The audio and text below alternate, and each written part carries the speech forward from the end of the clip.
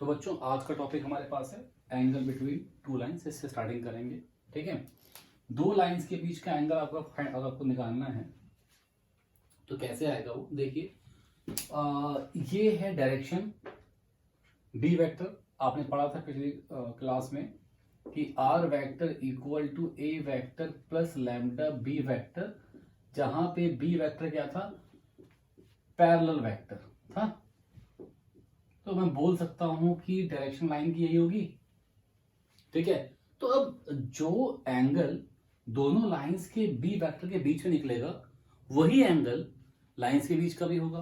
तो इसीलिए मैं क्या करूंगा, B1 वेक्टर पकड़ूंगा यहां से, आई cap 2j cap 2k cap, यहां से B2 वेक्टर पकड़ूंगा 3i cap 2j cap 6k cap. Clear है, आई कैप 2j कैप और 2k कैप इस तरीके से। और हम जानते हैं कि आपके पास अगर दो वेक्टर हो, ए वेक्टर और बी वेक्टर, उनके बीच का एंगल निकालना हो तो क्या होता है, ए डॉट बी होता है mod A mod B cos theta. तो ऐसे ही यहां पे अगर हमें दो लाइंस के बीच का एंगल निकालना है तो वो mod of b1 dot b2 divide by magnitude of b1 and magnitude of b2। ठीक है, चैप्टर वेक्टर्स में हम लोग पढ़ चुके हैं ऑलरेडी कि सॉल्व कैसे करते हैं इसे, तब भी देख लेते हैं एक बार। b1 डॉट b2 में क्या होगा, आई कैप वाला आई कैप से इंटू होगा, आई कैप वाला आई कैप से इंटू होगा, तो 1 इंटू 3, जे कैप वाला जे कैप से इंटू होगा 4, और के कैप वाला के कैप से इंटू होगा 12। तो 4 + 3 7 + 12 19। तो b1 डॉट b2 कितना है बेटा आपके पास में, 19। क्लियर है। अब हम बात करते हैं मैग्नीट्यूड ऑफ b1 वेक्टर। तो बात करते हैं मैग्नीट्यूड की, तो क्या होगा बेटा, 1 का स्क्वायर, उसके बाद अगला 2 का स्क्वायर और फिर 2 का स्क्वायर। क्लियर। फिर b2 वेक्टर कितना होगा बच्चों, 3 का स्क्वायर 2 का स्क्वायर एंड 6 का स्क्वायर। तो कितना हो गया, यहां पे 1 + 4 + 4 √9 विच इज 3, यहां पे 9 + 4 + 36 √49 जो कि 7 आ गया। तो इसका मतलब cos थीटा की जो वैल्यू आ गई कितनी आ गई, b1 डॉट b2 19, 3 इंटू 7 19/21। तो theta is equal to cos inverse 19/21। Sorry, क्या आ गया ये answer, angle between two lines. अब यहां आपको जो क्वेश्चन दिया हुआ था वो दिया हुआ था वेक्टर फॉर्म में। कभी कभी हो सकता है कि कार्टेशियन फॉर्म में दिया हो। तो मान लीजिए इसी लाइन को अगर दिया हुआ है कार्टेशियन में तो वो क्या होगी, ये पासिंग पॉइंट है, ये क्या है डायरेक्शन, तो अपॉन में आएगा x - 3/1 y - 2/2 z +4 because -4 is +4/2। ऐसे ही यहां पे x - 5/3 y +2/2 एंड z - 0/ कितना बच्चों 6। तो सिंपल सा काम है। क्या काम है बताइए आपको, क्या कर देना है, जो इसके अपॉन में क्या है वो b1 वेक्टर,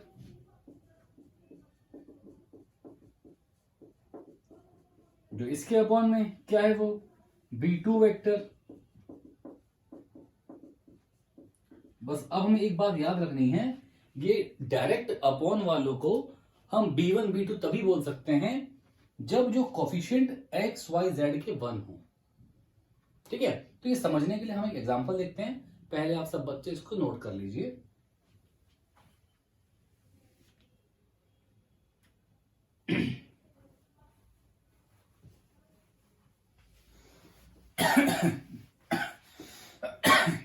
चलिए अब देखते हैं क्या होगा।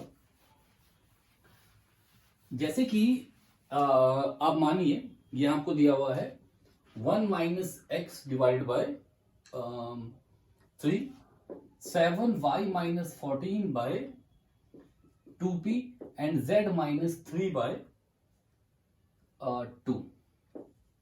फिर यहाँ पे है अगला 7 minus 7x by 3p, y minus 5 by 1 and 6 minus z by 1। तो देखिए बच्चों, ये दो जो लाइन है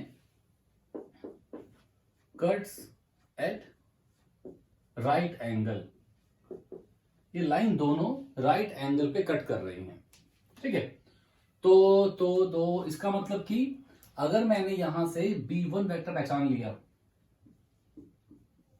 यहां से पहचान लिया b2 वेक्टर, तो b1 vector dot b2 vector कितना होगा बच्चों? 0। क्यों? अगर दो वेक्टर्स परपेंडिकुलर हैं तो क्या होगा? Mod a mod b cos 90। बच्चों cos 90 कितना होता है? 0 होता है, तो ये पूरा क्या बन जाएगा? 0 बन जाएगा। तो a डॉट b कितना हो जाएगा? 0 हो जाएगा।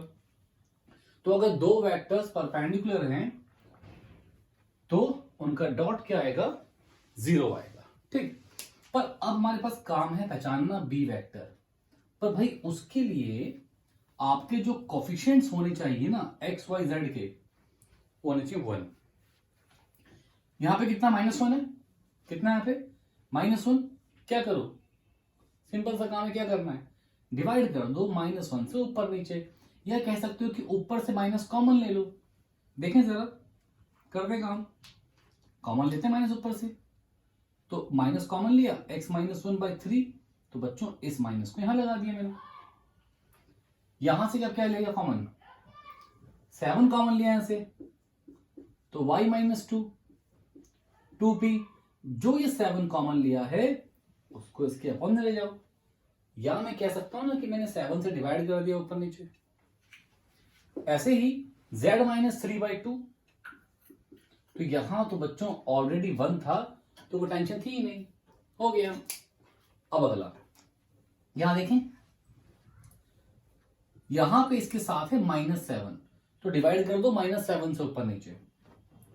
या कह सकते हो कि कॉमन लो -7, तो कॉमन लो -7, तो क्या बचेगा यहाँ पे? यहाँ बचेगा x, यहाँ बचेगा -1, यहाँ कितना है? 3p। तो इस -7 को यहां ले जाओ डिवाइड पे। अगला y -5/1, बच्चों यहां से कॉमन लो माइनस, तो z -6/1, तो कितना आ गया ये? -1। क्लियर है बच्चों? क्लियर ही होगा, आसान है। तो अब पहचानिए आप, आपको b1 वेक्टर कितना मिला? जब कोफिशिएंट 1 1 बन जाए तो क्या मिलेगा? -3i cap plus 2p/7j cap plus 2k cap. b2 vector कितना मिल जाएगा बच्चों?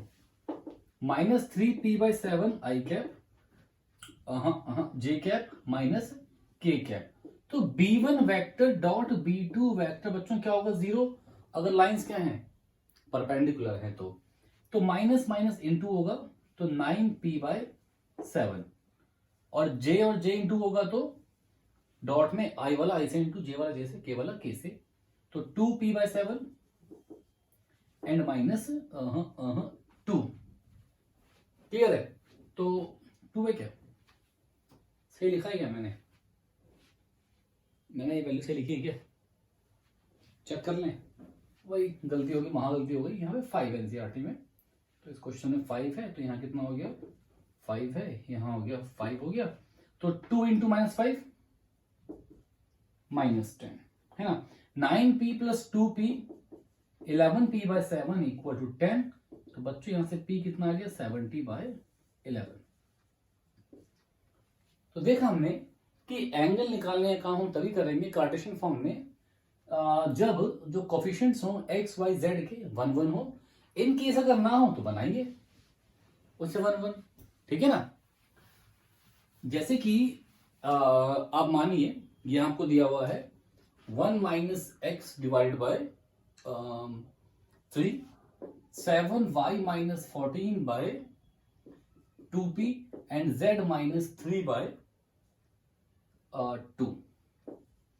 फिर यहां पे है अगला 7 - 7x by 3p, y -5/1 and 6 z/1। तो देखिए बच्चों, ये दो जो लाइन है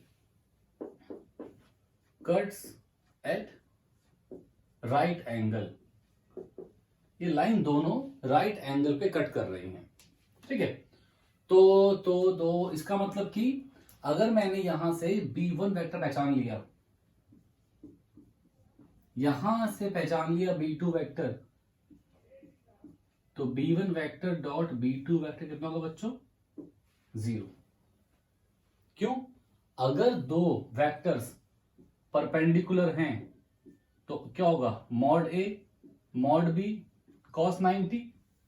बच्चों cos 90 कितना होता है? 0 होता है, तो ये पूरा क्या बन जाएगा? 0 बन जाएगा। तो A डॉट B कितना हो जाएगा? 0 हो जाएगा। तो अगर दो वेक्टर्स परपेंडिकुलर हैं तो उनका डॉट क्या आएगा? 0 आएगा, ठीक। पर अब हमारे पास काम है पहचानना B वेक्टर, पर भाई उसके लिए आपके जो कोफिशिएंट्स होने चाहिए ना x y z के, वो होने चाहिए 1। यहां पे कितना? -1 है। कितना यहां पे? -1। क्या करो? सिंपल सा काम है, क्या करना है? डिवाइड कर दो -1 से ऊपर नीचे, या कह सकते हो कि ऊपर से माइनस कॉमन ले लो। देखें जरा, कर दे काम। कॉमन लेते हैं माइनस ऊपर से, तो माइनस कॉमन लिया, x -1/3, तो बच्चों इस माइनस को यहां लगा दिया मैंने। यहां से क्या लेगा कॉमन? 7 कॉमन लिया यहां से, तो y -2 2p। जो ये 7 कॉमन लिया है उसको इसके अपॉन में ले जाओ, या मैं कह सकता हूं ना कि मैंने 7 से डिवाइड कर दिया ऊपर नीचे। ऐसे ही z -3/2, तो यहां तो बच्चों ऑलरेडी 1 था, तो वो टेंशन थी ही नहीं, हो गया। अब अगला यहां देखें, यहां पे इसके साथ है -7, तो डिवाइड कर दो -7 से ऊपर नीचे, या कह सकते हो कि कॉमन लो -7, तो कॉमन लो -7, तो क्या बचेगा यहाँ पे? यहाँ बचेगा x, यहाँ बचेगा -1, यहाँ कितना है? 3p। तो इस -7 को यहां ले जाओ डिवाइड पे। अगला y -5/1, बच्चों यहां से कॉमन लो माइनस, तो z -6/1, तो कितना आ गया ये? -1। क्लियर है बच्चों? क्लियर ही होगा, आसान है। तो अब पहचानिए आप, आपको B1 वेक्टर कितना मिला? जब कोफिशिएंट 1 1 बन जाए तो क्या मिलेगा? -3i cap plus 2p/7j cap plus 2k cap. B2 vector कितना मिल जाएगा बच्चों? -3p/7i cap j cap minus k cap. तो B1 vector dot B2 vector बच्चों क्या होगा? 0।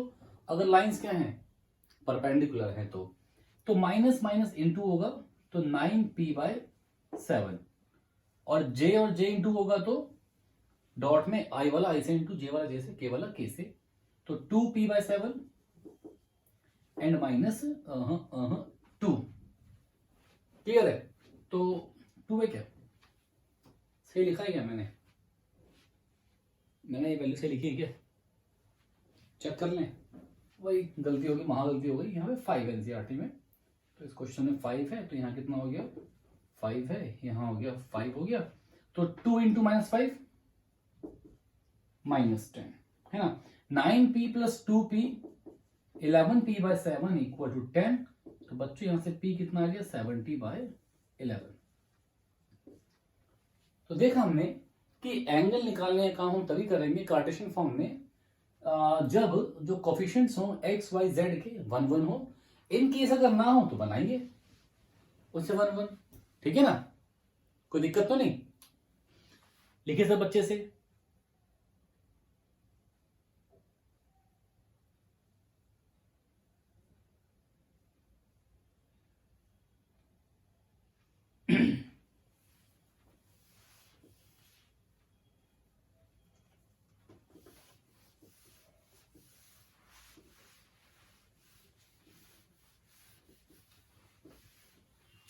तो अब नेक्स्ट टॉपिक है हमारे पास डिस्टेंस बिटवीन टू लाइंस।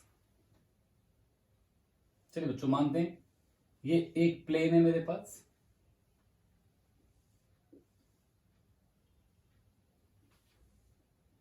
ये एक प्लेन है मेरे पास, ये दो डिफरेंट प्लेन्स हैं, दो डिफरेंट प्लेन। एक लाइन ट्रेवल कर रही है इस प्लेन पे एक लाइन ट्रेवल कर रही है इस प्लेन पे। जनरली जब एक सेम प्लेन पे लाइन होती है तो हम क्या बोलते हैं कि या तो पैरेलल होंगी, कभी ना मिले, अगर नहीं है पैरेलल तो वो कट कर जाएंगी, सिंपल सी बात है। अगर पैरेलल नहीं है तो कट करेंगी। अब अगर प्लेन दो डिफरेंट, मान लो आपके घर में दीवारें हैं, एक दीवार एक प्लेन मान लो, एक दीवार एक प्लेन मान लो, एक वहां पे चलो लाइन लाइन को, एक यहां पे चलो लाइन लाइन को, कभी मिलेंगी भी नहीं और ना ही वो पैरेलल हैं। तो जो लाइन कभी मिले भी ना और कभी पैरेलल भी ना हो, ऐसा तब है जब लाइंस होती हैं दो डिफरेंट प्लेन्स पे, और ऐसी लाइंस को हम बोलते हैं स्क्यू लाइंस। क्या बोलते हैं? Skew lines. ना तो कभी मिल रही हैं और ना ही कभी इंटरसेक्ट मिल रही हैं। हाँ, ना तो पैरेलल है ना ही वो मिल रही हैं। ठीक है, समझ गए? तो अब मैं मान लेता हूं कि भाई ठीक है, लाइन जो पहली है वो है r vector equal to a1 vector plus lambda b1 vector. जो लाइन अगली है वो है r vector equal to a2 vector plus lambda b2 vector. ठीक है बच्चों, कोई दिक्कत? अब बेटा जी क्या करना है हमें देखना है डिस्टेंस इन लाइन के बीच का, है ना। अब डिस्टेंस का जो फॉर्मूला है दो स्क्यू लाइंस के बीच का, वो क्या है? वो है b1 क्रॉस b2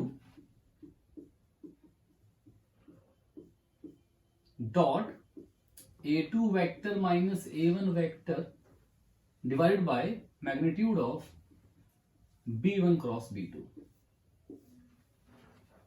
ठीक है, इससे क्या आएगा? Distance between two skew lines. ध्यान रखिएगा, क्या है ये? Distance between two skew lines. ठीक है, यहां पे लैम्डा 1 और लैम्डा 2 मान लो, दो डिफरेंट मान लीजिए। ठीक है, तो अब देखिए, चलिए एक फॉर्मूला हम लेते हैं, मतलब सवाल लेते हैं एक हम लोग, और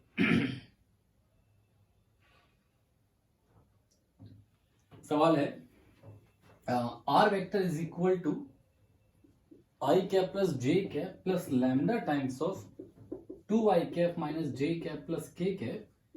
यहां पे है r vector equal to 2i cap plus j cap minus k cap plus mu times of 3i cap minus 5j cap plus 2k cap. तो देखिए बच्चों, बड़ा सिंपल सा है। यहां पे दोनों के बी वेक्टर अलग अलग हैं, दोनों के बी वेक्टर अलग अलग हैं, तो यहां पे जो फॉर्मूला हम यूज करेंगे वो स्क्यू लाइंस का करेंगे। फॉर एग्जांपल आपको सर हमें कैसे मालूम पड़ेगा स्क्यू लाइन से कभी कट कर गई तो क्या होगा? तो भाई अगर कट कर गई ना तो डिस्टेंस क्या आ जाएगा? 0। तो अगर एग्जाम में क्वेश्चन आता है फिर ऐसे पूछता है कि चेक करिए कि लाइन कट कर रही है कि नहीं कर रही है, चेक करिए लाइन कट कर रही है कि नहीं कर रही है, तो आप उस केस में क्या करिए? आप उस केस में डिस्टेंस निकाल दीजिए स्क्यू लाइंस वाला। अगर डिस्टेंस 0 आ गया तो मतलब कि लाइन कट कर रही है। अगर डिस्टेंस 0 नहीं है, भाई दो लाइन है, ड्रॉ किया, कट कर गई, तो डिस्टेंस क्या है इनके बीच में? 0 है ना, मिल रही है आपस में, दूरी है ही नहीं इनके बीच में कुछ। ठीक है, तो अब बस काम क्या है? इन सबको टुकड़ों में सॉल्व करिए, लिखिए, आंसर आ जाएगा। देखते हैं, चलिए। b1 क्रॉस b2 बच्चों क्या होगा? आई कैप, जे कैप, के कैप। अब आई कैप की तो b1 क्रॉस b2, अच्छा b1 वेक्टर कितना है पहचान लेंगे, ये रहा 2i cap minus j cap plus k cap. b2 vector ये रहा 3i cap minus 5j cap plus 2k cap. पहचान लिया, तो लिख दें यहां पे 2 माइनस 1 1, बिकॉज जो कोफिशिएंट्स हैं i j k के वो लिखोगे, और यहां पे 3 माइनस 5 और 2 लिखोगे। कर दें बच्चों मल्टीप्लाई, कर दें, तो आई कैप इसको लिख छोड़ा माइनस 2, बीच में माइनस, इससे इसका into minus 5, minus j cap 4 minus 3 plus k cap minus 10 plus 3। और जिसको भी नहीं आता है क्रॉस प्रोडक्ट फाइंड करना, वो वेक्टर सेक्टर में इसे पढ़ सकता है। ठीक है, तो यहां पे मेरे पास B1 क्रॉस B2 कितना आ गया, -2 + 5 3, 4 - 3 1, -10 + 3 -7, तो बच्चों कितना 3 i कैप -7 j कैप, ओहो ओहो, -j cap and -7 k cap. ये क्या आ गया बच्चों, B1 vector cross B2 vector, ये आ गया। अब क्या काम करना है हमें, अब हमको A2 - A1 करना है, तो उसके लिए पहचानो पहले A1 क्या है। A1 वेक्टर है i cap plus j cap. A2 vector कितना है, 2i cap plus j cap minus k cap. तो A2 vector minus A1 vector कितना है बच्चों, इसको इससे माइनस कर दो, 2i cap minus i cap, j cap minus j cap, minus k cap minus 0k cap. पता है ना, अगर दो वेक्टर्स को माइनस कर रहे हैं तो i कैप वाला i कैप से माइनस होगा, j वाला j से, और k वाला k से माइनस होगा। तो बच्चों 2i cap minus i cap, j cap minus j cap 0j cap, minus k cap minus 0j cap minus k cap. कितना आ गया, i cap minus k cap. क्या आ गया, A2 vector minus A1 vector, क्या आ गया बच्चों, i cap minus k cap. Clear. तो अब बस कुछ नहीं करना है, इनकी वैल्यूज पुट कर देनी है। B1 vector cross B2 vector का डॉट करना है A2 vector minus A1 vector से। बहुत अच्छे से समझना सवाल को, काफी इंपॉर्टेंट है ये। बहुत चांसेस हैं कि सीधे ही डिस्टेंस निकालने को एग्जाम में आ जाए। ठीक है, तो अब इसका डॉट करना है A2 माइनस A1 से करना है। तो देखिए क्या होता है, i कैप वाला i कैप से इंटू होता है 3, j कैप वाला j कैप होता है, j तो यहां पे है नहीं तो 0 हो गया, तो -0, -7 k कैप इससे इंटू होगा +7, बच्चों कितना आ गया 10। तो ये हमने पूरा सॉल्व कर लिया, न्यूमरेटर कितना आ गया हमारा 10 आ गया। अब नेक्स्ट काम क्या है, नेक्स्ट काम है इसका मैग्नीट्यूड फाइंड करना। तो magnitude of B1 cross B2, 3 का स्क्वायर -1 का स्क्वायर -7 का स्क्वायर, 9 + 1 + 49 √59। रख दे वैल्यू, कितना आ गया √59। तो जो डिस्टेंस है वो कितना आ गया 10/√59। ठीक है, distance between two skew lines. समझ गए बच्चों, कोई दिक्कत ही नहीं है। तो ये है वो लाइंस जो कट कर जाती हैं, तो distance between two skew lines के है। ठीक है।